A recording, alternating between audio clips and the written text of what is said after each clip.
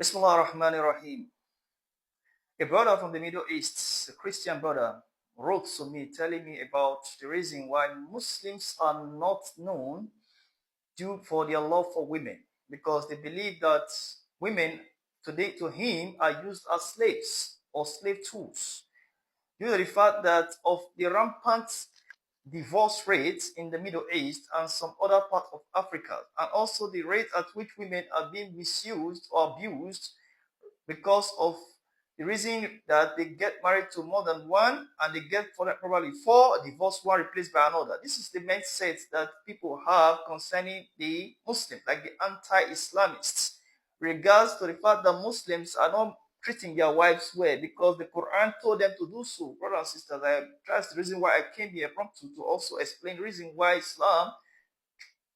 Islam teach about treating women.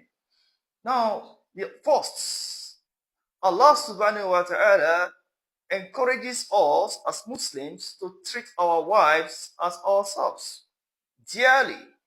Before I delve into that, I want us to understand one point. Please, if brother is watching me from wherever he is, you should understand one point.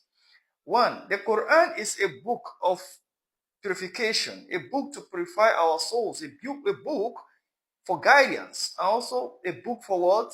Protection. But notwithstanding, some of us who are Muslims might not read the Quran for guidance. Doesn't mean that the Quran teaches them to do so. There's a difference between Quran teaching and our lifestyle. Sometimes we are being built based on our culture. That doesn't make us wrong as Muslims, because sometimes a chemistry book might not be followed by those students who study chemistry holistically. It might be that you, as a chemistry student, you might have some flaws when dealing with chemicals. That doesn't mean that the chemistry book is wrong. Similarly, Quran and those who claim to be students of Quran might be doing something wrong due to their emotional build-up. It might be due to cultural environment and many other things attached. That doesn't mean that the Quran teaches them to treat women badly. Let's examine what Allah subhanahu wa ta'ala says in the Quran about women. If you look at, for example, find in Surah Al-Nisa and Surah Al-Imran, or you see that Surah Al-Imran is the family of Al-Imran. Well, the reason why it was revealed because of Maryam and Elizabeth. Elizabeth was the wife of whom? Of Zachariah. You see, for example, the Surah Al-Nisa revealed about all women, how women should be treated. And for example, Surah Al-Maryam, dedicated for whom? For Mary, to show that we value women, especially when the woman attained piety. That was why Quran just addresses Maryam when it says about her that the angels visited her to show how purified she was. The angel Jibreel with other co-angels came to her. This is a calling for Mary. Oh Mary, Allah has chosen you. And He has purified you.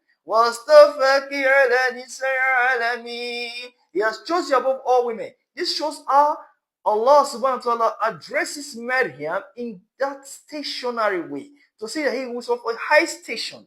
With that position, Maryam is valued and protected in Islam. Similarly, other wives of prophets, sometimes you might be misunderstanding something. We Muslims, we value our women. Why? When we tell them to wear hijab for reasons. Why? Because of protection against other environmental factors. Now, that doesn't mean we are putting them in bondage, because Allah subhanahu wa ta'ala told us in a verse, it says, Surah Al-Nisa, which is chapter 4 of the Holy Quran, verse 19, as a very important verse, a central verse for Muslims to follow as one of the cardinal points for how we're going to treat our women. Look at what the verse says. Addressing the believers. Ya الذين آمنوا, those who believe, لا يحل لكم أن ترثوا نساء كرها. He said, it's not halal for you to inherit your women forcefully. Not halal for you to inherit women forcefully. Now, You see, in some environments, they go ahead in taking women by force in marriage because probably they had some kind of alignment with the father of the daughter of the woman they want to get married to.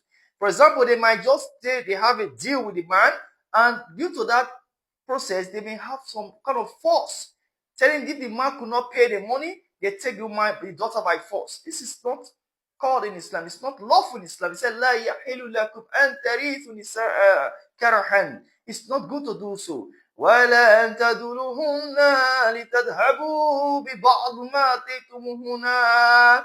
Do that. Some of them do that because they want to confine them on a space beyond their own reason. Because sometimes some women, logically, they might not say they like you, but if they like you sincerely,